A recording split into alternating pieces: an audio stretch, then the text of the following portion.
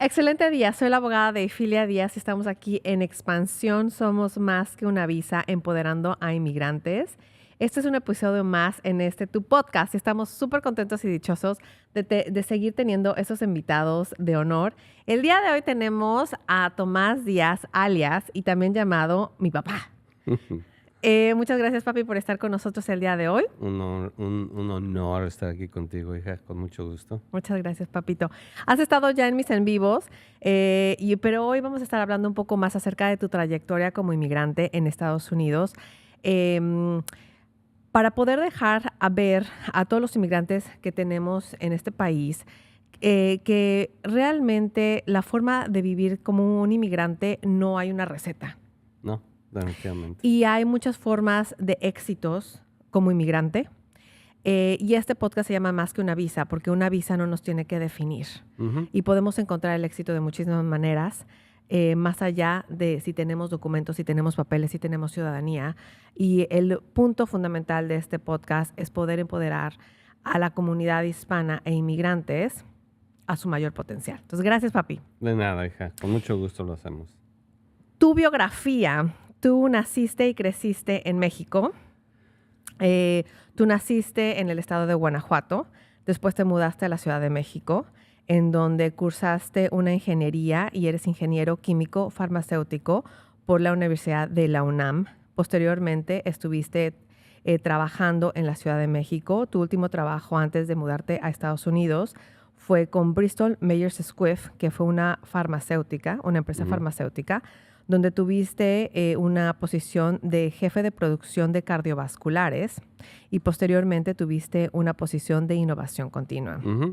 Cuando te mudaste aquí en Estados Unidos, tuviste que redefinirte y reencontrarte y posiblemente perseguir tus sueños, y volviste a la escuela a tus quién sabe cuántos años, y estuviste estudiando redes, sistemas computacionales con una familia, andando hijos, esposa y demás. Y después estuviste trabajando para Time Warner Cable y después posteriormente en Atos, donde te retiraste. Me retiré en Atos, así es. Muchísimas gracias, papi, por estar con nosotros y dejarnos echar un clavado a tu vida y a tu visión como inmigrante en Estados Unidos. Te voy a empezar a preguntar acerca de tu historia. ¿Qué fue lo que tuvieron que hacer tus papás para que fueras a la escuela? Vamos a empezar a hablar tu historia en México, porque muchas veces nada más vemos a los inmigrantes que están en Estados Unidos y que posiblemente en nuestra perspectiva han triunfado y solamente vemos esa imagen que ahorita está definida, pero no vemos el pasado, los retos que tuvieron, los éxitos. Entonces, cuéntame de tu historia, de tu infancia. ¿Qué es lo que tuviste, qué es lo que tuvieron que hacer tus papás para que fueran a la escuela? Para que tú fueras a la escuela. Sí, primero tendría que decirles que yo vengo de una familia, mi padre era médico, mi mamá era ama de casa. Cuando decimos que era médico de un pueblo muy pequeño donde yo nací, pues dirían, pues tienen económicamente la posibilidad de vivir bien. Y efectivamente, pero no era tan fácil, porque vengo de una familia de 12, o sea, 8 hermanas, 4 hermanos. Eso significa que no importa cuánto dinero realmente ganes como médico, no te va a alcanzar para alimentar 12, porque todos siempre decimos, porque a veces cuando decimos eso nos preguntan, ¿y todos viven? Pues sí, todos vivimos y todos comíamos, y todos vestíamos, y todos fuimos a la escuela. Mi papá hizo muy buen trabajo junto con mi mamá. Fue un equipo extraordinario. Yo no digo solo para darnos escuela a todos, sino también educarnos, darnos valores que cimentó nuestro desarrollo. Y nos dieron la misma oportunidad a todos. No significa que a todos nos trataron igual, pero sí nos dieron la misma oportunidad. ¿Qué hicieron? Bueno, pues trabajar muy duro, hacer un equipo entre mi mamá y mi papá. Al inicio mi papá, como empezó con su práctica profesional, de repente en los pueblos, cuando tenía una consulta, las personas no tenían dinero y le llevaban un pollo, le llevaban un puerquito, una chiva, como pago. Entonces mi papá empezó a juntar las chivas, los puerquitos y empezó a hacer una pequeña granja. Esa pequeña granja nos puso a los hermanos mayores a atender a los animales y llegamos a tener 300 puercos y 70 vacas y muchos pollos. Entonces nuestro trabajo consistía, nuestro día consistía en la mañana tener que ir a limpiar a los 300 marranos, a darle de comer a los 300 marranos antes de irnos a la escuela, igual a las vacas. Entonces eso fue una de las cosas que hicimos como familia. Mi papá como valor principal nos dio el respeto, el trabajo y la constancia. Y el enseñar como padre, enseñas más con el ejemplo, porque cuando tratas de enseñar con las palabras, cuando empiezan a chocar con lo que haces, es un mensaje muy poderoso para los hijos.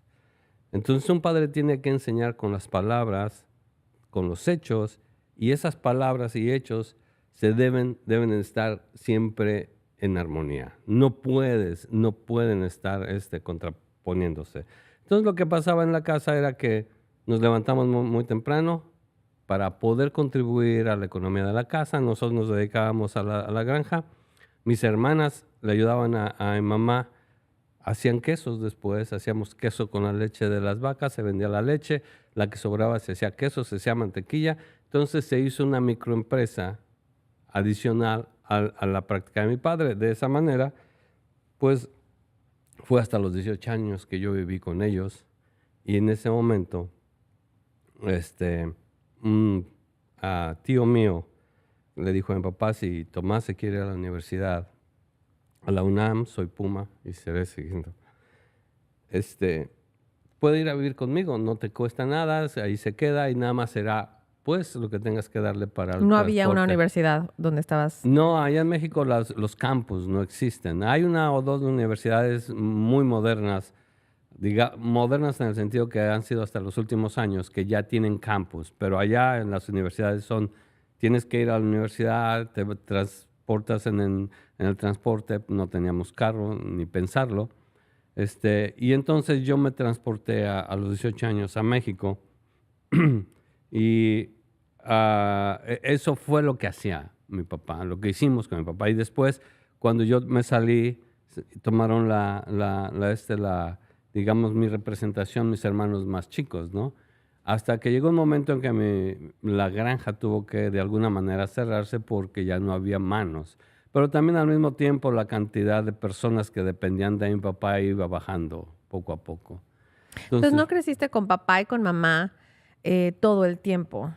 Pues básicamente sí, mi papá era un médico de pueblo, entonces él daba la consulta en la casa y mi mamá estaba todo el tiempo en la casa. De hecho, cuando nosotros siempre sufrimos mucho pensando en que cuando uno de ellos dos muriera, el otro qué iba a hacer, porque vivieron todo su matrimonio junto. Mi papá no iba a ningún lado a trabajar. Bueno, un tiempo iba un rato a Yuriria, que es un pueblo como a 25 kilómetros de San Nicolás, que era nuestro pueblo, a dar consultas, pero eso fue muy al inicio. Y como anécdota siempre les recuerdo que siempre que iba mi papá a Yuriria a dar consultas y regresaba le decíamos, ¿qué nos trajiste? Y mi papá decía, ya se lo mandé por teléfono a tu mamá. Y mi mamá decía, les mandó una fruta. Y siempre comento de que, más o menos para que se den una idea, que nunca tuvimos hambre, pero nunca tuvimos abundancia. Cuando había bistec de comida, mi mamá hacía 15 bistecs, que eran 12 hijos, mi papá, mamá y la persona que le ayudaba a mi mamá. Si queríamos más, tenía que ser de otra cosa, pudiera ser un poco más de sopa, un poco más de frijoles, un poco más, pero no otro bistec, porque eran los 15 bistecs. Entonces, a ese punto llegábamos no de carencias, pero sí con lo justo. Pero me refiero que, o sea, te tuviste que transportar y tuviste que Sí. viajar para poder continuar con tus sueños y con tus objetivos. Y eso es lo que estoy tratando de llevar es que analogía a Ajá. mucha comunidad inmigrante aquí en Estados Unidos, a que para poder continuar con sus sueños se tienen que mudar, tienen que venir, Definitivamente. se tienen que mover, se tienen que extraer de un núcleo familiar, el cual cuesta mucho porque estabas en tu zona de confort, mamá, papá, y te Ajá. hacían de comer, o sea, estabas apapachado, ¿no? En casa. Sí. Y entonces llega un momento que dices, o sea, para poder seguir avanzando en mis sueños, tengo que entrar en una Sí, zona de no confort y mudarte con tu tío. sí, en ese sentido yo fui un inmigrante a los 18 años. No emigré a los Estados Unidos, pero emigré a México, a la Ciudad de México. Y si se imaginan, de un pueblo de 2, 3 mil personas a la No, todo Ciudad el de mundo se México, conocen. que más, no, todos nos conocemos definitivamente, además era el hijo del doctor. Todos de alguna manera no solo me conocían, sino me cuidaban. Ujú. Mi papá era una persona muy respetada. Sí, supe que íbamos a necesitar Kleenex para esta entrevista. Entonces, irte a la Ciudad de México solamente la ciudad con 10 millones de habitantes, más la zona conurbada, llegar a 25 millones de habitantes, donde no eres nada más que una persona pasando. Y y irme a la casa de mi tío con mis primos. Mis tíos me recibieron estuve muy bien con ellos, pero no era lo mismo, porque los primos, no, yo no era hijo y ellos eran hijos, ¿no? Entonces, mis tíos nunca me hicieron sentir nada mal, pero yo lo sentía con mis primos, pero a final de cuentas fue una experiencia. El primer año fue muy duro para mí, tanto en la escuela como en la casa. Fue una experiencia muy difícil. En la escuela porque yo hasta la preparatoria, como te decía, que tenía que trabajar e irme a estudiar, no estudiaba mucho y sacaba muy buenas calificaciones. Y en la universidad llegó un momento que inclusive le quedé de ver a un maestro, saqué un -4. Entonces tuve que inclusive eh, redefinir cómo hacer las cosas, porque cuando yo también me fui a vivir con mi tío, tuve que trabajar en la farmacia de mi tío. Entonces iba a la escuela y de regreso a la escuela me tenía que ir a trabajar hasta las 12 de la noche que cerraba la farmacia, y luego, y llegando a la casa, tenía que empezar a estudiar.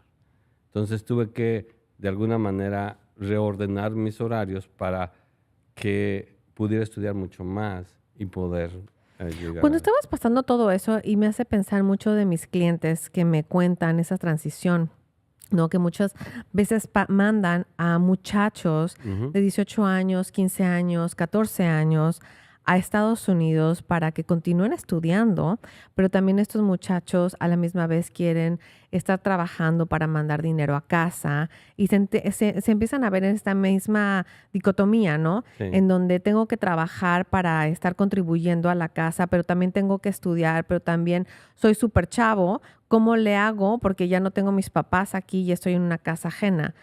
¿Cómo le hiciste como para conjuntar todo eso y poder mantenerte con un objetivo claro y salir a flote? Eh, Fíjate que ahorita que lo comentas, en la casa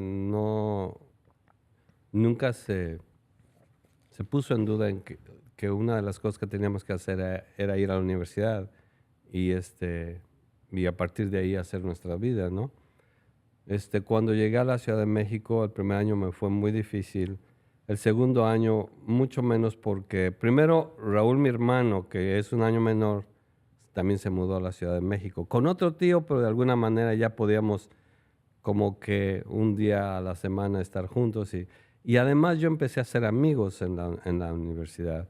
Yo creo que con todo lo difícil que fue este periodo, yo creo que fue uno de los más felices de mi vida. Mm. ¿Por qué?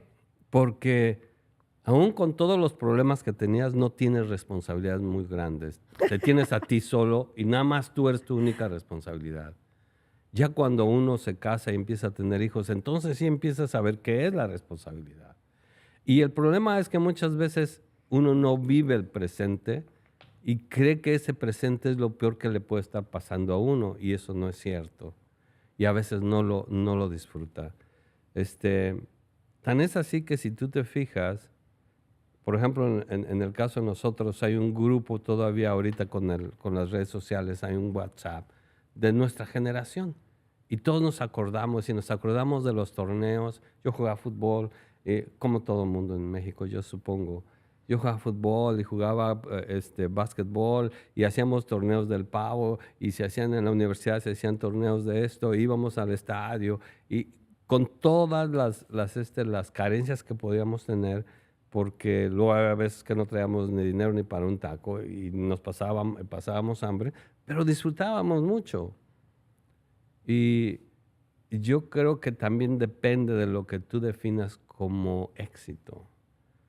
Si para uno o para ciertas personas el éxito es dinero, dinero, dinero, se van a ver en un problema porque nunca va a haber suficiente para llenar la ambición del éxito de esa persona. En esa época no definíamos el éxito. En esa época teníamos que estudiar para el siguiente examen y nos la pasábamos bien como estudiantes. Y después del examen nos reuníamos afuera y ya después decía yo, tengo que irme a trabajar, me iba a trabajar y al otro día igual. Y había mucha gente como yo. En la universidad te encontrabas, en la Universidad Autónoma de México, te encuentras a los pobres más pobres y a los ricos más ricos. Eso hace que encuentres gente con diferentes maneras de ver la vida y eso te ayuda mucho, Gente que inclusive estaba mucho peor que tú, porque tú dices, yo cuando menos llego a la casa de mi tío y aunque ya no están ellos comiendo, yo me voy al refrigerador y encuentro algo. Había gente que no tenía esa bendición. O que yo tenía a mi tío que si algún problema tenía, él me iba a ayudar, o mi tía. Ellos siempre me apoyaron muchísimo. Entonces, ves, si estoy recapitulando lo que estabas diciendo, cómo lograste pasar estos momentos difíciles, es tener las prioridades establecidas, porque las prioridades eran que querías ir a la escuela y era tener en punto cuáles son las prioridades y qué es lo más importante para ti. La temporalidad del sufrimiento, porque tú decías, todo esto va a pasar. El primer año fue difícil, el segundo año es más fácil, el tercer año me fue más fácil. Entonces, la temporalidad del sufrimiento es todo va a pasar, ¿no? Y también mencionaste en hacer lazos sociales. No, eso es muy, muy importante. Entonces, te beneficiaste de amigos y obviamente mi tío Raúl llegó y obviamente ahí pudiste establecer otro lazo familiar. Y después el cuarto punto es vivir el presente. Es muy importante. Cuando nos damos cuenta que a veces vivimos en el futuro, eso no se puede disfrutar, pero a veces lo hacemos. Vivimos Muchas mucho veces. en el futuro y olvidamos de vivir en el presente. Una de las cosas que yo le venía platicando a tu mamá, porque me decía que cuáles pudiera haber sido uno de los puntos importantes en mi vida que cambió y que me ayudó a ser exitoso. Yo creo que soy exitoso, pero la manera en que he definido el éxito, más bien como familia, y yo le dije que fue conocerla a ella. Ese fue. He estado viendo unas entrevistas en social media y las personas altamente exitosas dicen que una de las decisiones más importantes que vas a tomar en la vida, si no es la más importante, es con quién decides pasar Así es. el resto de tus días, que es quién va a ser tu pareja. Sí, y yo, dentro de las cosas que mi papá me dijo, mi papá y yo hablamos mucho, y yo creo que así era con todos mis hermanos, nada más que no estaba en ese momento yo, pero con mi papá él me decía. ¿Cómo se va el tiempo con 12? Sí, pero decía mi papá, cuando realmente tengas una novia, y mi papá fue una persona que se casó viejo, después de entrar, ahorita sales de la universidad a los 22 años, pero en su época, él salió de la universidad a los 28, 29, 27, 28 años.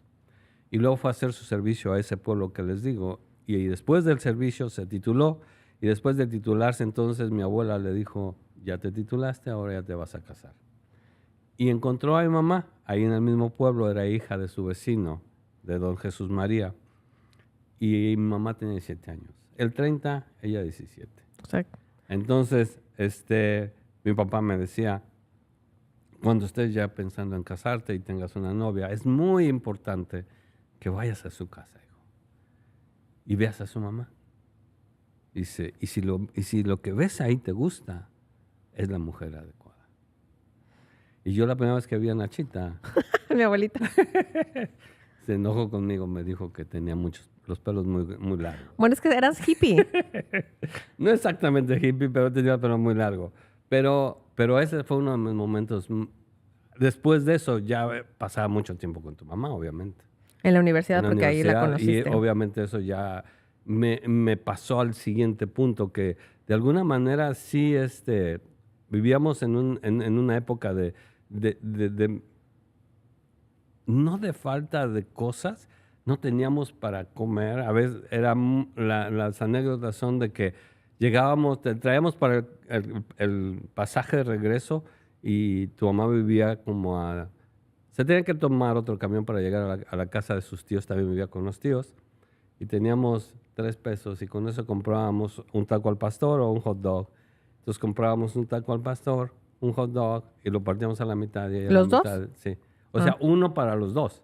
Sí, pero ¿podían comprar el taco y el hot dog o No, nada nada más? más un taco o un hot dog. ¿Y el taco era del tamaño de los tacos Sí. de Sonora? Un poquito más grandes. Y Porque sí, les convenía más el hot dog. el hot dog. Y nos íbamos caminando. Yo iba caminando a dejarla. Entonces, pero todo eso era increíblemente disfrutable.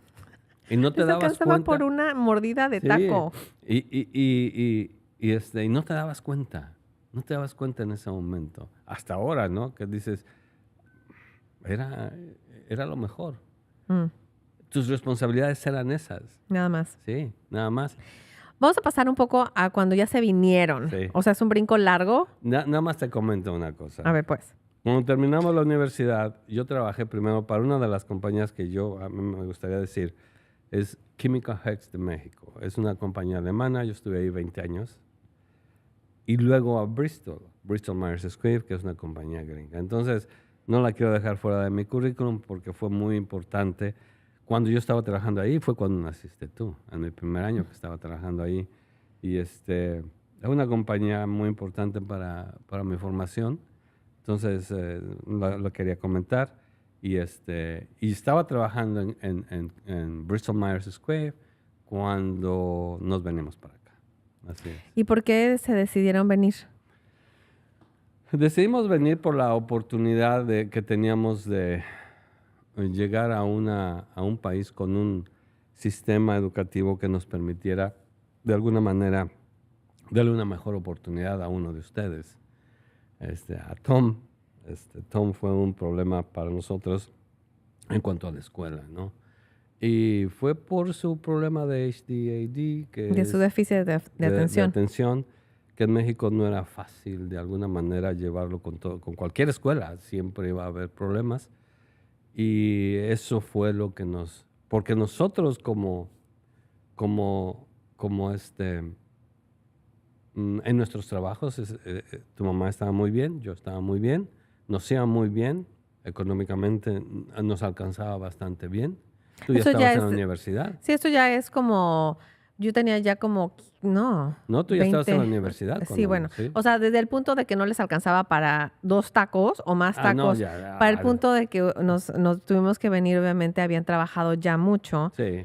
ya habían podido superar ese periodo de ausencia económica Sí. y ya nos iba mejor. Bueno, les iba mejor que Bueno, nos iba mejor a nosotros. cuando nos venimos para ser migrantes éramos ya grandes, 45 años. Nos venimos a los 45 años. Mm. Entonces, ya habíamos tenido la mitad de nuestra vida productiva, digamos, de trabajo allá Ujú, en México. en México. Y entonces, ustedes tienen 3 hijos, 3 hijos. yo la más importante. Para mayor. Después vino Tommy, que nos vino a causar todos estos problemas.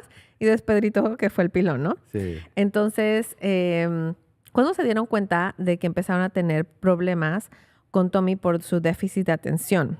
Yo creo que alrededor de cuando él tenía 6, 7 años, más o menos. ¿Y en qué se dieron cuenta? Yo no me acuerdo. Bueno, parcialmente. Bueno, tu mamá fue la que más se dio cuenta en ese sentido, de que era muy difícil que obviamente se mantuviera, inclusive se le escapaba a tu abuelita también, era muy difícil de que se mantuviera haciendo algo, ¿no? Porque así es la característica de estas personas. Primero, que son muy, muy activas. Segundo, de que es muy difícil que algo les capte la atención por mucho tiempo, a no ser que les interese mucho. La hiperfocus, Ajá. que se enfocan Tanto en algo que es sí. algo adictivo, Sí. ¿no? Para ellos. Entonces ya inclusive cuando lo tenía tu mamá bastante bien definido o bien identificado, lo llevó con especialistas y le hicieron algunos estudios muy interesantes, que eso los utilizó tu mamá acá y lo empezaron a medicar acá. Fue de la manera que él empezó de alguna manera a poder estar enfocándose en lo que se debería enfocar, ¿no? Es interesante y lo menciono porque también hay muchos inmigrantes de nuestra comunidad hispana que no saben que a lo mejor los niños en su desarrollo pueden estar sufriendo de habilidad, de algunos síndromes de aprendizaje, no Ujú. solamente déficit de atención, puede ser autismo, puede ser dislexia, La que también es dislexia es muy disléxico, importante. también es disléxico, pero yo creo que eso nunca se definió. Yo también soy disléxica, nunca me diagnosticaron, pero el punto de todo esto es mostrar al público de que las particularidades que viven en casa no solamente predominan en la comunidad sin documentos, ¿no? Todo Es mundo de todo mundo. es de todo mundo. Sí. Entonces, la mayor razón por la que por la que ustedes decidieron venirse a Estados Unidos y jalarnos a todos los demás sin preguntarnos fue por Tommy. Sí, bueno, y que además en ese momento a tu mamá, porque también de alguna manera, o sea, sí lo discutimos y lo acordamos, pero yo también me vine sin trabajo ahí. O sea, sí, fue una de las causas, pero digamos que llegó en un momento muy específico porque a tu mamá le ofrecieron la posición en la empresa que ella trabajaba aquí en Cincinnati. Entonces, obviamente lo platicamos. Ella ya había dicho que no en alguna otra ocasión, pero con el problema de Tom, dijimos, yo creo que sería una buena oportunidad Pero para no él. sabían cómo iba a ser Estados Unidos. ¿Qué sabían de que Estados Unidos iba a ser un lugar donde Tommy iba a estar mejor si nunca habían estado aquí? Digamos, en alguno de los viajes de exploración, sí, y tu mamá hizo muy buen trabajo de investigación en cuanto a los sistemas educativos. Por eso cuando llegamos a Mason, ¿no? Por el sistema educativo de Mason. Básicamente por eso, porque además teníamos que buscar otra oportunidad para Tom, porque ya nos había echado todas las oportunidades allá, ya se les había volado, lo habían corrido de cuando menos 4 escuelas, ¿no? 3 o 4 Y se peleaba escuelas. todos los Y días. se peleaba con sus mejores amigos también, porque ahora su mejor amigo, el único amigo que le queda en México, con ese se peleaba, ¿no? Entonces, teníamos, y ese es el punto de defines tu éxito, ¿no? Para nosotros como equipo, porque el matrimonio debe de funcionar como equipo, no podíamos dejar que uno de nuestros niños o de integrante de nuestra familia, porque decíamos que va a ser él, ¿no? Tiene que estudiar, porque si no, no va a haber manera de que salga adelante. Entonces, un buen equipo hace todo lo posible por sacar a todos sus integrantes adelante. Y eso es lo que estábamos haciendo. ¿Cuáles fueron los primeros desafíos que enfrentaste en tu viaje como inmigrante a Estados Unidos? Bueno, mira, los primeros desafíos míos, aunque en mis trabajos en México, digamos que era como normal tanto escribir como hablar en inglés. Uno de los primeros desafíos era realmente entrar. Primero desde 2002 que estamos aquí en el área de Cincinnati había muy poco hispano, casi no había hispanos. Entonces era predominantemente hablar inglés Y nosotros veníamos pensando en que hablábamos inglés más o menos a buen nivel, pero cuando te enfrentas al inglés del día con día, no al técnico. Yo hablaba inglés en Bristol, tu mamá en Procter y también en Química Hex. Y éramos, digamos, nos movíamos bastante bien en esos ambientes, pero era inglés técnico. Cuando te vas al inglés del día a día, ves que es una cosa totalmente diferente. Y cuando nos venimos, tu mamá se vino con una visa de trabajo L1. Ustedes saben más de eso, pero yo recuerdo que yo tenía una visa L2 que no me permitía trabajar. Y uno de los acuerdos que hicimos con tus hermanos es que yo iba a durar 2 años con ellos en casa. Entonces tu mamá cuando llegamos viajaba muchísimo. Entonces yo me quedaba solo con los niños. Y empecé a Pedro le encontramos muy rápido un equipo de fútbol por aquí. Y de fútbol, del fútbol normal. De soccer. El soccer. Y entonces, por mi ascendencia y que también había jugado fútbol, me dijeron que por qué no empezaba a coachar. Y una de las cosas que más me llamaba la atención es que cuando me trataba de comunicar con los niños, pues era mucho más difícil. O sea, un adulto puede decir, ¿qué es lo que estás tratando de decirme? Pero los niños se quedan así como que... Yo recuerdo mucho que una vez le decía a un niño que iba, un defensa que lo estaba atacando un delantero y le decía yo, do not retreat, do not retreat. Y el niño se queda parado y voltea a verme y dice, what that's supposed to mean, coach? I don't know what is retreat. Entonces, todo el lenguaje coloquial con los niños fue muy difícil para mí. Y pues esa era mi vida inicialmente. Tus hermanos, porque tú ya no estabas aquí, y ser coach. Eso fue, digamos, lo que primero me fue difícil. Afortunadamente yo siempre he sido muy sociable. Lo demás no recuerdo que haya sido tremendamente difícil. ¿Qué fue? Es importantísimo aquí señalar algo, porque vienes de una cultura extremadamente machista, ¿no? México, Latinoamérica viene de una cultura extremadamente machista, pero lo que me estás diciendo aquí es que tomaron una decisión y también tenías una posición de tu profesión en México y cuando te decidiste venir a Estados Unidos decidiste dejar eso, renunciar a eso por estar apoyando a mi mamá. O sea, se cambiaron los roles. Sí, se cambiaron los roles. Completamente. ¿Y qué significa eso para ti? ¿Y qué mensaje podrías decir eso teniendo en cuenta que hay muchas personas que nos pueden estar escuchando, tanto hombres como mujeres, de que en nuestra comunidad pues son roles muy específicos, ¿no? Que la mujer, o sea, muy culturalmente arraigados. Exacto. Bueno, mira, yo creo que eso fue una de las cosas que mi papá nos enseñó, no con palabras, sino con las acciones. Mi papá nos enseñó el respeto a la mujer. Eran 8 mujeres, nos hubieran dado una cátedra ahí, pero cómo mi papá trataba a mi mamá. Porque mi mamá, aunque se dedicó a la casa, después cuando mi papá tuvo ya su pequeña granja o su granja, mi mamá era la que administraba. Y yo me acuerdo mucho de mi papá de llegar de las consultas a sacar se agarraba un billetito de 100 pesos que se quedaba y todo lo demás se lo daba mi mamá. Mi mamá administraba, o sea, ella era la administradora. Y ella siempre, por ejemplo, le decía a mi mamá, oye, mami, ya se nos acerca el pago, porque mi papá pedía préstamos a los bancos para poder sembrar o poder... Dice, ya se nos acerca, ya tenemos suficiente. Y la mamá era la que decía, y mamá era la que decía si tenía suficiente, si no, o lo que sea. Mi mamá administraba lo que le daba mi papá. O sea, yo siempre vi que la mujer jugaba un rol importante si queríamos tener éxito como familia.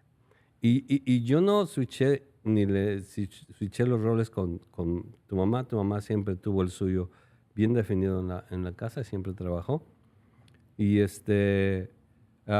entonces, en nuestro caso, o en mi caso particular, nunca sentí realmente que estuviéramos compitiendo por... Nosotros llegamos al punto de tomar esa decisión porque en ese momento era lo que era mejor para la familia. Porque ella era la que estaba siendo trasladada. Si hubiese sido yo, entonces hubiese sido el caso ¿En algún contrario. momento tuviste algún problema con tu ego como hombre? No, fíjate que no. O sea, nunca lo pensé así. Nunca. Sí, alguna vez pensé en qué pensarían los demás, pero a final de cuentas me valió Corro. gorro. Y porque tu mamá tampoco me lo hizo palpable. O sea, tu mamá nunca me dijo nada por ser ella la proveedora en esos días. Y para mí, por ejemplo, cuando estamos hablando de feminismo, ¿no? Tú sabes Ujú, que yo me puedo definir feminista, pero al mismo tiempo mi feminismo nunca es ir en contra de los hombres, ujú, exactamente. sino es sí apoyar a las mujeres, pero no estar a aplastar a los hombres, a costa de aplastar a los hombres, ¿no? Y yo creo que se debe a que muchos, y yo te lo he dicho, muchos de mis grandes porristas siempre han sido hombres. O sea, a pesar de que tengo unos roles muy definidos de mujeres muy fuertes, siempre los hombres en mi vida, o sea, tengo hombres en mi vida muy fuertes que me han impulsado, ¿no? Y que he visto cómo impulsan a las mujeres. ¿Tú qué le dirías a una mujer que nos está escuchando que está siendo maltratada en este momento, que está siendo en una relación abusiva, que no puede encontrar su valor como mujer? Esto es muy prevalente en la comunidad hispana, muy prevalente también en la comunidad inmigrante, y creo que es más valorable que venga de un hombre que venga de una mujer. Bueno, lo primero que yo les diría es que ninguno de los dos vale más que el otro, ¿no? Y ninguno de los dos tiene derecho ah, mucho menos de maltratar físicamente a la otra persona. Si no tiene derecho a hacerlo mental o psicológicamente, mucho menos físicamente. Eso es lo primero. Que tienen que partir de un principio de igualdad. Entonces, en un equipo como sería en un matrimonio, en una unión, si no están casados legalmente, es eso, la igualdad. Si no partieron de la igualdad, algo está mal.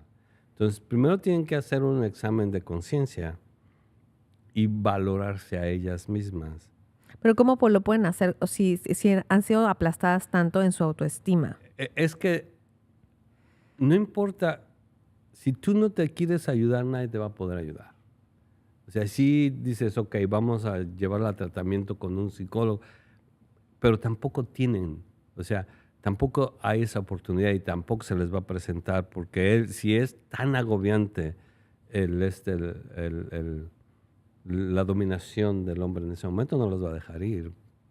Y ellas si de ellas no sale, nadie las va a poder ayudar. Es como en el caso de un adicto a cualquier droga, porque también eso es una adicción, ¿sí? Ser dependiente. Es ser dependiente, un adicto a cualquier droga. No importa a cuántos centros de tratamiento lo mandes, si él no ha estado convencido de que él quiere dejar eso, no lo va a dejar. Entonces lo primero que tengo que, de alguna manera, decirles algo es que se valoren. Que se valoren y muchas veces, y es cultural, por ejemplo, yo te decía de mi papá que nos enseñaba que a las mujeres se les respeta, se les da su lugar como iguales. Lo primero que le diría yo a una mujer es si quiere eso para su hija. Y te digo si quiere eso para su hija porque yo les digo que se educa más con acciones que con palabras. Cuando ella deja que su esposo la violente, ya sea psicológicamente o en forma violenta físicamente, están dando permiso y están educando a sus hijas a que eso es normal. O a los niños. Bueno, a sus hijas y a los niños a decirles, miren, el hombre hace esto y no pasa nada. Ese es su papel dentro de la sociedad, de la familia en este caso. Entonces, es muy importante que ellas se den cuenta que están educando al dejar de valorarse. ¿Tú cómo me enseñaste a valorarme? Yo pienso que es más de ejemplo, hija. A lo mejor nunca te dije, tienes que valorarte, que eres mujer y tienes que trabajar el doble. No, pero es mucho de lo que hacíamos tu mamá y yo. Porque también tu mamá te enseñó a valorarte, porque tu mamá es una persona que dentro del trabajo encuentra un obstáculo y lo va a vencer. Entonces de ahí estás tomando todo. Por eso les digo, educas más con obras que con palabras. Es muy importante tener los valores de una familia bien puestos. Y hay que ser congruentes en lo que hablamos y lo que decimos. Yo creo que la congruencia es uno de los valores más importantes de un líder. En donde quiera, en el trabajo, en la oficina y en la familia. Y bueno, pasando, ¿qué le dirías a ese hombre que está violentando a esa mujer, pa? O sea, tú, porque bueno, yo tengo la perspectiva de una mujer porque nada más he sido mujer en esta vida. Entonces, ¿qué le dirías a ese hombre que violenta a una mujer? Es muy difícil, ¿no? Es muy difícil porque también lo hacen porque así fueron educados. Lo más seguro... La compasión. Es como... Es tener una compasión entendiendo de por dónde viene. Sí. Es muy difícil, por ejemplo, lo que dicen que de un padre borracho, normalmente viene un hijo borracho, no siempre, pero la mayoría de las veces. La mayoría de las veces. Y se llama la sombra del líder, ¿no? Tú haces lo que te digo, educas con acciones, no con palabras. Un líder que llega y dice tenemos que llegar temprano, pero llega tarde. Entonces le está autorizando a todos a llegar tarde. Un padre de familia que se emborracha y luego les dice a los hijos, no se emborrachen, no es bueno. Pero él se emborracha, está autorizando a ser borrachos. Un padre de familia que golpea a una madre también está autorizando a los hijos y enseñando a los hijos que eso es lo normal. Entonces, hay que ver primero, ¿qué le diría yo que viera en su interior?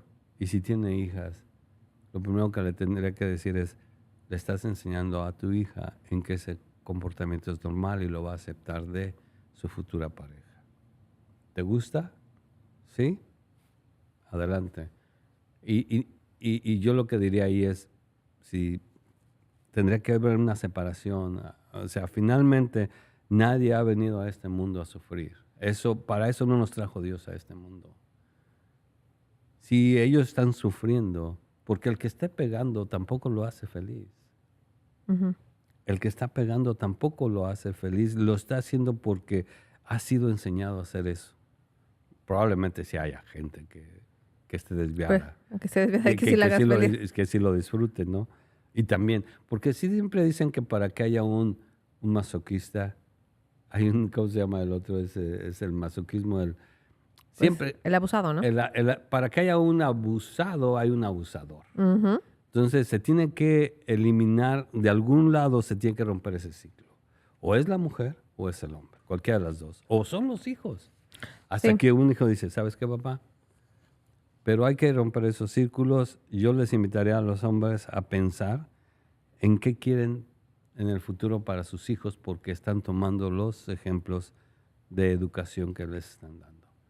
Y no las palabras, sino los hechos, sino las acciones.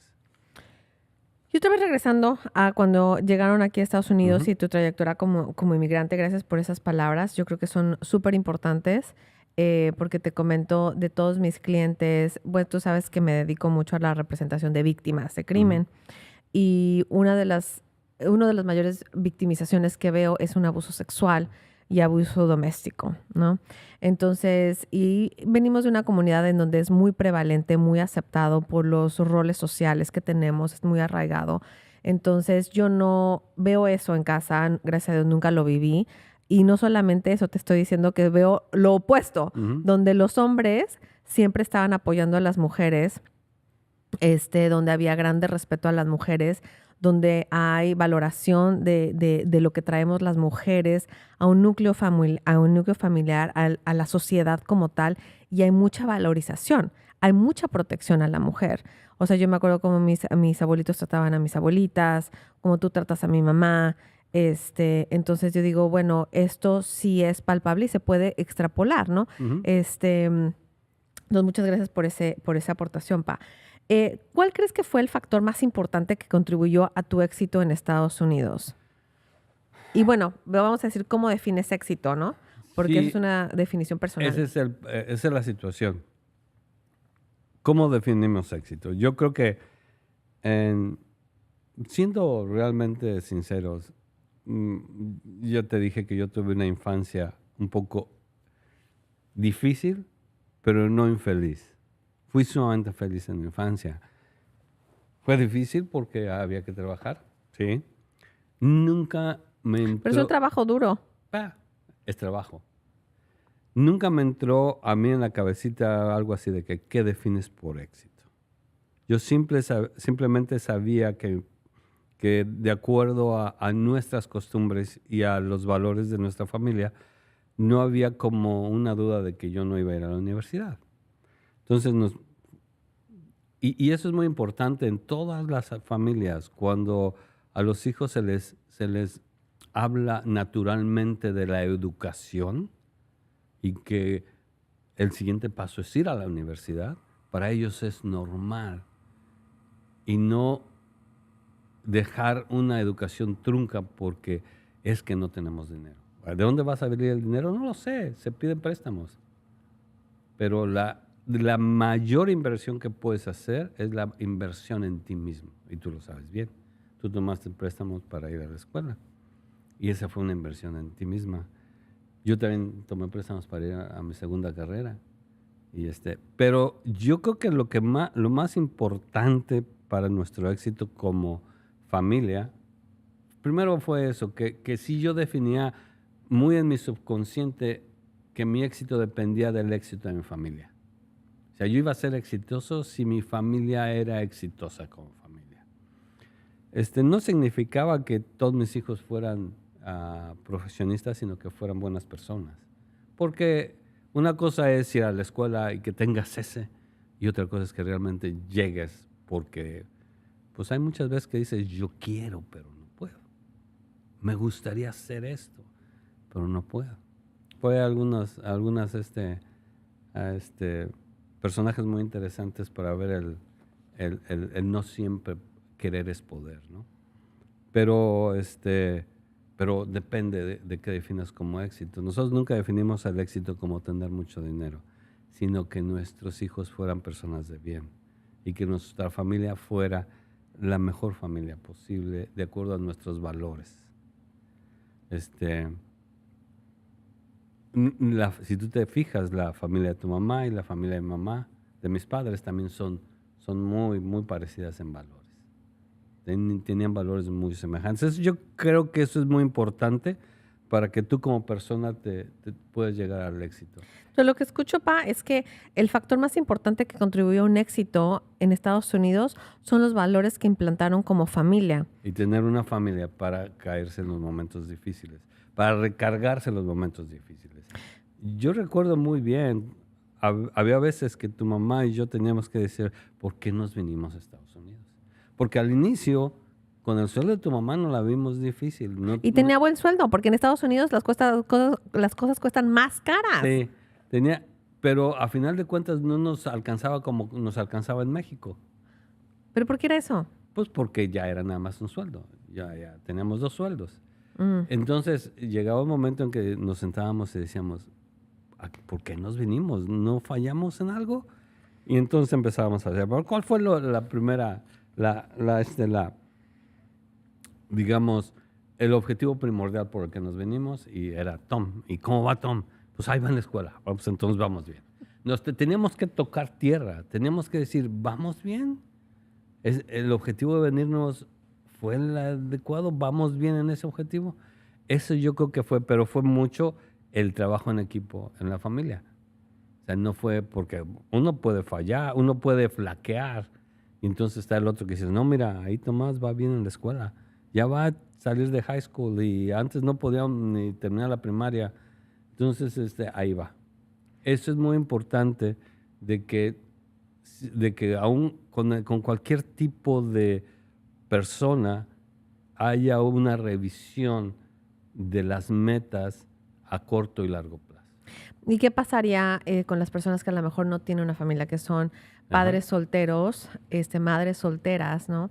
O que se vienen solamente ellos solos, Pa. Ellos solos. Ujú. Sí, es muy difícil. Yo pienso que se parecería un poquito a mi movimiento a la Ciudad de México, porque muchos llegan con tíos, con parientes, pero no sus parientes muy cercanos. Y pues yo lo único que les podría recomendar es buscar amistades eh, con valores muy parecidos a los suyos. Y valores, hablo de valores religiosos, ¿no? O sea, valores religiosos, valores personales, si a mí no me gusta tomar y no juntarme con gente que toma, es muy importante definir eso. O sea, igual con los hijos, es muy importante ver con quién se juntan tus hijos. Igual es contigo. Si mi objetivo es juntar un poquito de dinero para hacerme mi casa y luego buscar cómo hago una familia, bueno, pues enfócate en ese objetivo y sabes que si en fin de semana te juntas con gente que se va a emborrachar, pues vas a despilfarrar tu dinero y probablemente hasta tú tengas algunos problemas si manejas borracho y cosas de Bueno, esas, sí. ¿no? Entonces, yo creo que debes de mantener, si vienes a Estados Unidos nada más a la aventura, pues, ¿qué te puedo decir? Encontrarás aventura y lo más probable es que pronto estés deportado. Pero si vienes a Estados Unidos a realmente a tratar de crear una familia, a ser una persona de bien y exitosa según tu definición del éxito, se puede. Sí se puede. Y nosotros vemos de diario ejemplos de estos, ¿no? Entonces, a lo mejor se me ocurre si vienes solo, o sea, si estás inmigrando a Estados Unidos solo y no tienes esa red de apoyo, red de soporte, a lo mejor puedes escribir en un diario cuáles son tus motivos, qué es lo que te inspiró a venir a Estados Unidos para que a lo mejor cuando te sientas inseguro, te sientas solo, te sientas deprimido, a lo mejor puedes checar ahí contigo mismo, ¿no? Mira, en aquel tiempo, todavía inclusive, ya no tanto cuando nos venimos, pero ahorita está la facilidad de realmente de las comunicaciones que ya Ujú. son tremendamente fácil hablar con la mamá, hablar con el papá, hablar con los hermanos. Antes era, aunque sí se podía hacer, no era tan fácil. Entonces, cuando tengan ese problema ahorita, más allá porque el papel aguanta todo, ¿no? Ujú. Pero el soporte de la mamá y del papá siempre son muy importantes, de los hermanos. Hablar con ellos, que no dejen pasar el tiempo, hablen con ellos, porque normalmente un- una plática con el papá normalmente te endereza. Dices, estás apuntando ya hacia otro lado, hijo. Tienes que volver hacia tus valores. Entonces, que hablen mucho con sus padres. Ahorita ya se puede. Si no lo hace uno es porque no quiere. Es muy difícil. O sea, ya si no tienes papá y si no tienes mamá, ¿tendrás O sea, a lo mejor hermanos? si los papás así no son inexistentes o nunca formaron Sí, parte de la vida. es muy difícil. De alguna manera hay que encontrar la manera de romper ciclos viciosos, ¿no? Círculos viciosos. Mm, leer, aprender, educarse. Hay cantidad de gente que se autoeduca, que son autodidactas.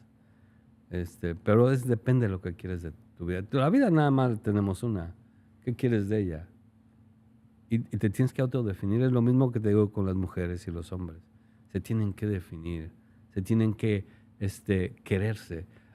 Siempre se dice que hay que querer a la persona, a la otra persona como nos queremos a nosotros mismos. Entonces, ¿qué significa? Que tenemos que querernos nosotros para poder reflejar amor en las otras personas. No podemos querer a las otras personas si no nos queremos a nosotros mismos, porque somos hijos de Dios. ¿Cuáles crees que son los pensamientos limitantes de los inmigrantes en Estados Unidos? Este, yo creo que, y en general, no solamente de los inmigrantes en Estados Unidos, este, y para eso sirven mucho las buenas compañías. Este, el no creer en ti. Yo no digo que no tengamos limitantes como personas. La limitante puede ser una educación, la limitante puede ser una habilidad que no tienes, la limitante puede ser, pero conocerte primeramente es muy importante. porque muchas veces las limitantes que tienes pueden ser atacadas. Por ejemplo, una educación, falta de educación, y hablo de educación de ir a la escuela, y muchas veces dices, es que no tengo papeles. No, pero hay un montón de cosas que puedes aprender desde oficios, desde un técnico en aire acondicionado, un técnico en electricista, a muchas cosas. Y toda la demás información está ahí. Ahora ya hay información en todos lados. ¿Quieres autoeducarte, ser autodidacta? Lo puedes hacer.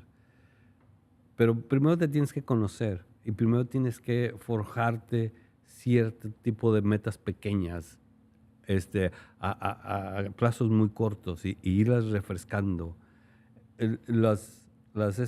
Yo digo que más allá de pensamientos limitantes de nuestra comunidad, son ambientes limitantes. Okay. Es muy difícil salirse de los ambientes tóxicos. Y yo no estoy hablando de una relación hombre-mujer, sino un ambiente completo. Uh-huh. Es muy importante si venimos a América o Estados Unidos, América está mal dicho, mantenernos en un ambiente tan cerrado que no necesitamos ni siquiera aprender inglés. Para empezar, tenemos que vivir en la sociedad a la que pertenecemos. Y ya pertenecemos a una sociedad no solamente hispana, sino también anglosajona, sino también African American. Entonces tenemos que hacer una crossover sobre las tres y tenemos Y de que... otras también comunidades, musulmanas. Todas. Exactamente. De todos podemos aprender. Uh-huh. De todos podemos aprender. Y en el momento que abramos nuestra mente a ese tipo de cosas, no va a haber pensamientos limitantes. Pero para abrirnos, tenemos que salirnos de esos círculos limitantes. ¿Sí? Uh-huh. Esa es la gran tragedia de Europa con los musulmanes. Hija. O sea, que se ha hecho tanto sus círculos de musulmanes que no salen y de tal manera que no aceptan las leyes de los países porque van en contra de sus creencias religiosas. Entonces hay mucho conflicto. Entonces no deberíamos estar haciendo solamente círculos, deberíamos hacer círculos virtuosos en lugar de círculos viciosos. Círculos virtuosos para ayudarnos. Uh-huh. ¿Sí? Círculos virtuosos para alguien necesita trabajo, yo tengo trabajo. Independientemente de qué comunidad eres. Independientemente de qué comunidad eres. ¿Sí? Independientemente inclusive de qué creencia eres. Pero así como ves, obviamente el que una persona tenga tantos problemas hay que ayudarlo y necesita ayuda. También vemos ejemplos muy, muy, muy bonitos y muy ejemplos a seguir en nuestra comunidad. Dentro de estas actividades que estamos haciendo con tu mamá, por ejemplo en Gatlinburg, tenemos gente que nos ayuda, que son todos hispanos y todos son exitosos en sus empresas. Y te apuesto que la mayoría no tienen papeles. No. Uh-huh. No, muchos no tienen papeles. Algunos sí, pero muchos no. Temporales también, o sea, Sí. no es de que están completamente a salvo en Estados Unidos. Entonces yo creo que el primer punto para romper un pensamiento limitante es ver a una persona que tiene una empresa y que no tiene papeles. Y hay un montón de gentes. ¿Por qué ellos sí pueden y tú no? Tenemos exactamente las mismas armas. Exactamente las mismas. O ver una mujer que está sufriendo violencia doméstica, entonces ver una mujer que ya rompió el ciclo Así es. tóxico. ¿Sí? Por eso es muy importante que se hable, ¿no? Que se hable. Una mujer que rompió el círculo tóxico puede ayudar a muchas mujeres. Un hombre que pudo, inclusive también un hombre que rompió ese círculo tóxico de ser abusador. Puede ayudar mucho a hombres para que dejen de serlo.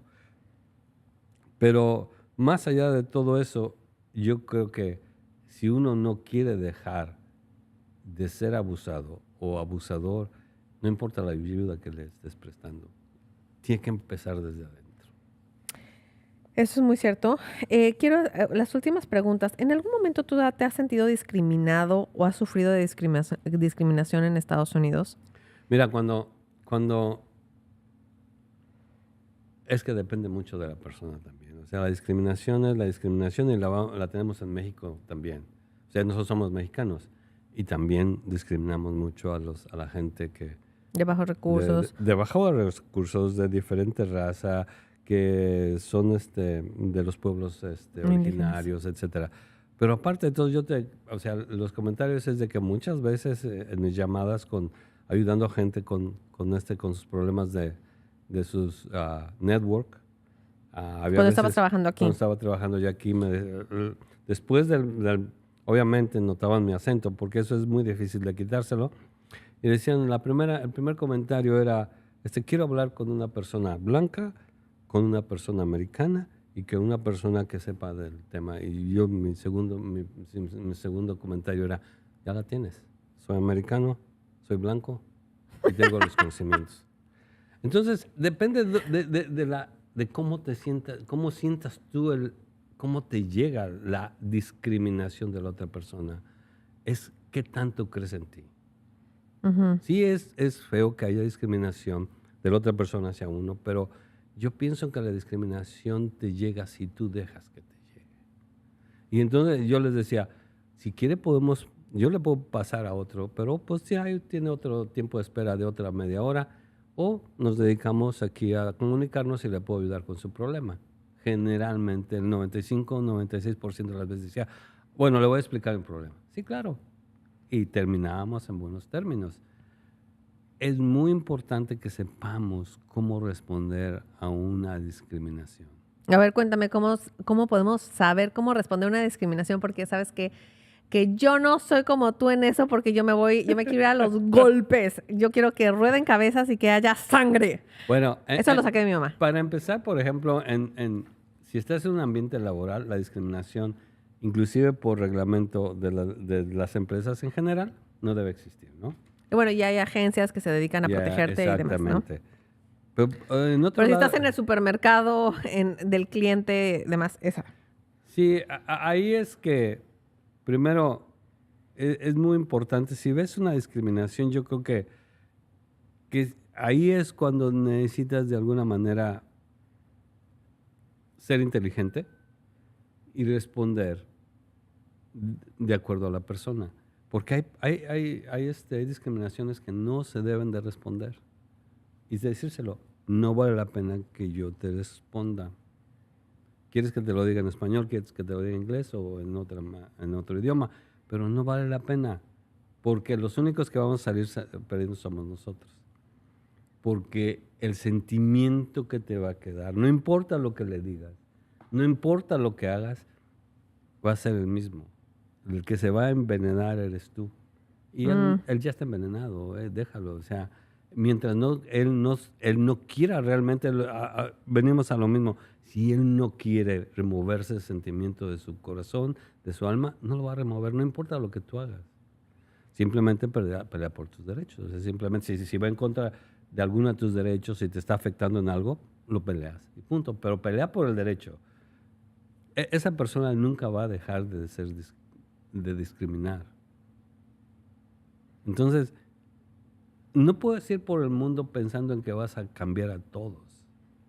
Vas a cambiar a los que se dejen cambiar. Y pensando en que tú tienes la razón, porque puede ser que no la tengas, ¿no? Entonces, es muy importante que sepas y valorar, escoger tus peleas. O sea, hay que saber qué peleas escoges. Pues yo creo que papá, espero cuando sea grande ser como tú, porque estar un poco más cool acerca de los comentarios racistas. Y no sé si es porque lo veo día a día, ese es mi trabajo, que obviamente llega un momento en que dices, suficiente es suficiente, ¿no? Entonces, bueno, vamos a entrar a una administración en el próximo año, 2025, querramos o no. Viene el innombrable, como yo lo digo, ya sabes, de Harry Potter, que es the one that cannot be said, ¿no? Y mucha gente en mis en vivo siempre me dice, dígale cómo se llama, respételo. Yo le digo como quiero.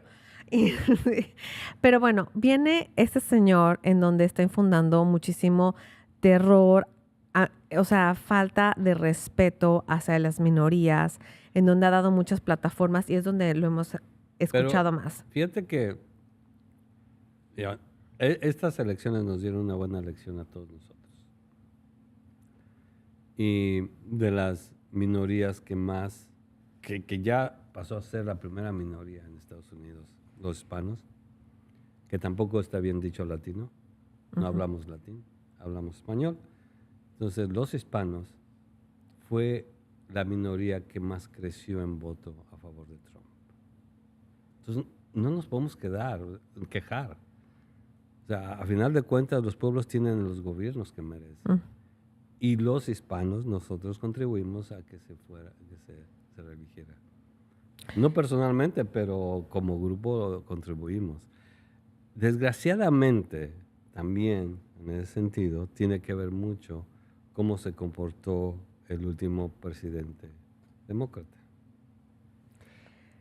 Así es, pero bueno, en el punto de a dónde vamos, o sea, independientemente si hay muchos que lo apoyan, porque hay personas indocumentadas que lo apoyan, hay personas con documentos, o sea, ciudadanos que votaron por él, independientemente de todo eso, yo creo que ha abierto una plataforma para ser más vocal hacia la separación, hacia lo que tú estabas diciendo, o sea, ser más, en vez de estar, ¿cómo lo llamaste? En grupos de vínculo. Sí, O sea, virtuosos en círculos tóxicos, porque entonces los que nos hemos separado muchísimo más.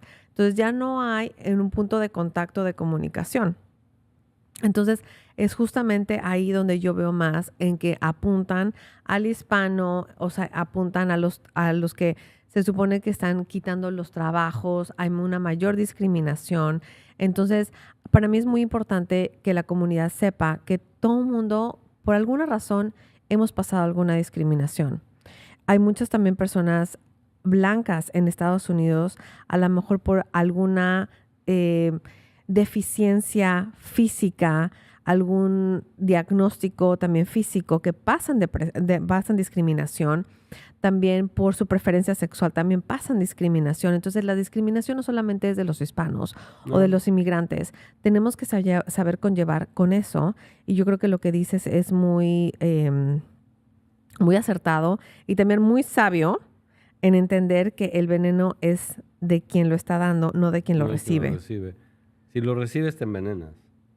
Es como cuando una serpiente, ellos ya tienen el veneno. Si tú lo recibes, entonces te envenenas tú. Entonces, y a final de cuentas, aunque es difícil, sí es difícil, a mí me ha funcionado. Y mira que mi exposición a gente bastante racista a través de las llamadas telefónicas. ¿Qué fue lo peor que te dijeron? El de regresa de tu país, le digo, bueno, mi país es ¿no? ¿A dónde quieres que me regrese? Pero seguirles el juego es precisamente eso. O sea, no tengo que regresarme a ningún lado. Yo estoy donde la libertad que este país me da para estar. Tú no me la vas a cortar.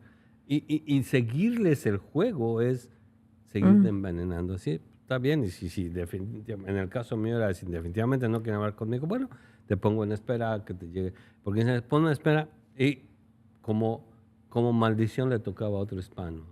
Entonces le digo, pues ahora sí, ustedes dense la vuelta y a ver cuánto tiempo duras el teléfono. Entonces, lo más, y eso es, también nosotros tenemos que tomar esa enseñanza que muchas veces cuando pagamos por un servicio creemos que nos da el derecho de gritarle a la persona que está en el teléfono y también eso no es cierto, ¿no? Y la última pregunta, para cerrar. Muchísimas gracias por todo este espacio y toda tu sabiduría. ¿Qué significa para ti ser más que una visa? De hecho, nosotros en la casa, nos pasamos de ser residentes a ciudadanos casi. Porque yo los jalé. Exactamente. Nosotros somos más que una visa simplemente porque somos personas, que somos iguales a los demás. No somos menos ni somos más. Tenemos que legalizar nuestro estatus, hacer lo posible por hacerlo, porque hay leyes. Las leyes son el marco donde todas las sociedades se deben de mover. Existen por alguna razón. Entonces, pero más allá de esas leyes que por azares del destino nos han llevado a estar indocumentados, que no ilegales, somos seres humanos y valemos como un ser humano. No valemos por tener una visa. No valemos por tener una visa. No valemos por ser un número. Así es. Entonces, hay que tratar de... Y más allá de no tener legalización de estatus de legal en este país, tenemos que respetar las leyes de este país. Más allá de esa pequeña parte que es la visa, todas las demás leyes no estamos aquí para romperlas. El manejar en estado de embriaguez, el tener un seguro, todo eso son leyes que debemos seguir. Y más allá de tener o no visa, somos seres humanos. Y nos podemos llamar mexicanos, pues nos podemos llamar guatemaltecos, que adoramos mucho a los guatemaltecos, tenemos muchos, hemos podido convivir mucho con la gente de Guatemala y son excelentes personas y excelentes trabajadores. Hondureños, nos podemos llamar lo que quieras, somos seres humanos, igualitos, con 2 pies, 2 manos, una cabeza, inteligentes, y la visa no te da más ni te quita. Entonces, pero sí tenemos que estar en cuenta dónde estamos, y que cuando vamos a la casa de otra persona debemos ajustarnos a las reglas de esa casa. Muchas gracias, Pa. De nada, hija. Te quiero mucho. Gracias por tu participación. Mucho, espero que tus palabras y tu sabiduría, tu camino como inmigrante en Estados Unidos, tu camino como ser humano, como persona, como hombre, como esposo, como papá, inspire a otros inmigrantes en Estados Unidos, a hombres, a mujeres que nos están escuchando el día de hoy, y que también compartan este podcast para que se disemine y inspire, que es lo más importante, que somos más que una visa en Estados Unidos y tenemos un llamado como seres humanos a estar viviendo nuestro máximo potencial, Pa. Así es. Y si de algo sirven mis vivencias y mis conceptos, pues entonces ya tendría el día ganado el día de hoy. Gracias a ti, hija, y gracias por todo el esfuerzo que has hecho. Mateo te lo va a agradecer también. y pues gracias también por lo que haces por la familia. Gracias, te queremos papi. mucho. Adiós. Hasta luego. Gracias. Hasta luego.